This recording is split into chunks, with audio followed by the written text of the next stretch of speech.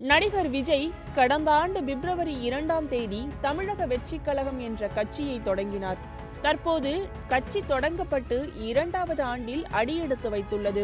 இதற்கிடையே 2026ஆம் ஆண்டு சட்டமன்ற தேர்தலை மையமாக கொண்டு தேர்தல் பணிகளை விஜய் மேற்கொண்டு வருகின்றார். அதன் பகுதியாக புதிய மாவட்ட செயலாளர்களை நியமித்து வரும் நடிகர் விஜய் சமீபத்தில் தேர்தல் வியூக ஆலோசகர் பிரசாந்த் கிஷோரை சந்தித்து அடுத்த ஆண்டு நடைபெறவுள்ள தமிழக சட்டசபை தேர்தல் குறித்து ஆலோசனை நடத்தினார். இதற்கிடையே தமிழக வெற்றிக் கழகத்தின் பொதுக்குழு கூட்டத்தை வருகின்ற 26ஆம் தேதி நடத்த முடிவு செய்யப்பட்டுள்ளதாக தெரிகின்றது.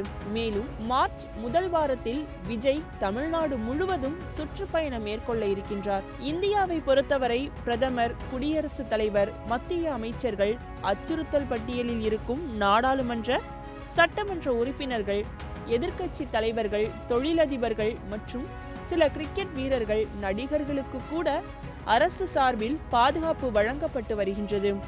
அந்த வகையில் தவேக தலைவர் விஜய்க்கு தமிழ்நாட்டிற்குள் மட்டும் ஒய் பிரிவு பாதுகாப்பு அளிக்க மத்திய உள்துறை அமைச்சகம் உத்தரவிட்டுள்ளது. இதன்படி 8 முதல் 11 பேர் கொண்ட துப்பாக்கி ஏந்திய மத்திய ரிசர்வ் படையைச் சேர்ந்த கமாண்டோக்கள் சுழற்சி முறையில் விஜயின் பாதுகாப்பு பணியில் ஈடுபடுவார்கள்.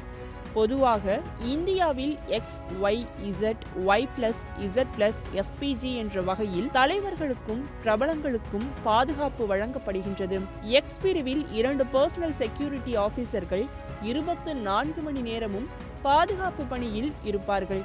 அவர்களில் நீதிபதிகள், எம்பிக்கள், சட்டமன்ற உறுப்பினர்கள் உள்ளிட்டோருக்கு வழங்கப்படுகின்றது. ஒய் பிரிவு பாதுகாப்பை பொறுத்தவரை காஷ்மீர் பல்ஸ் உள்ளிட்ட படங்களை இயக்கிய விவேக் ரஞ்சன் அக்னிஹோத்ரி, எதிர்க்கட்சி தலைவர் எடப்பாடி பழனிசாமி, தற்போது விஜய் உள்ளிட்டோருக்கு வழங்கப்பட்டு வருகின்றது. ஒய் பிளஸ் பாதுகாப்பை இந்திய அளவில் ஷாருக் கான், சல்மான் கான், கங்கனா ராணவுத், பத்திரிகையாளர் அர்னாப் சுவாமி உள்ளிட்ட சிலர் பெறுகின்றனர். இசட் பிரிவில் 4 முதல் 6 என்எஸ்டி கமாண்டோக்கள் மற்றும் போலீஸ் பணியாளர்கள் உட்பட 22 நபர்கள் பாதுகாப்பு அளிப்பனர்.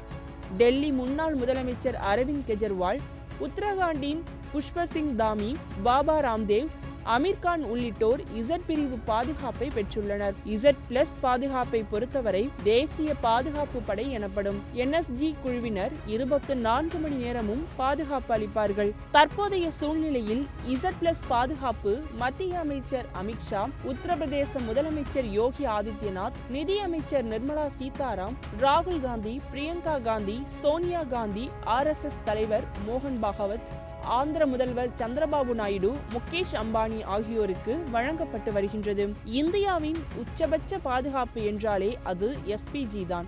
இப்போது இந்திய பிரதமர் நரேந்திர மோடிக்கு மட்டுமே இந்த பாதுகாப்பு வழங்கப்பட்டு வருகின்றது. 2020ஆம் ஆண்டு வரையிலும் ராகுல் காந்தி, பிரியங்கா காந்திக்கு இந்த பாதுகாப்பு வழங்கப்பட்டது. இப்போது பிரதமருக்கு மட்டுமே இந்த சட்டம் இருக்கும்படி திருத்தி அமைக்கப்பட்டுள்ளது.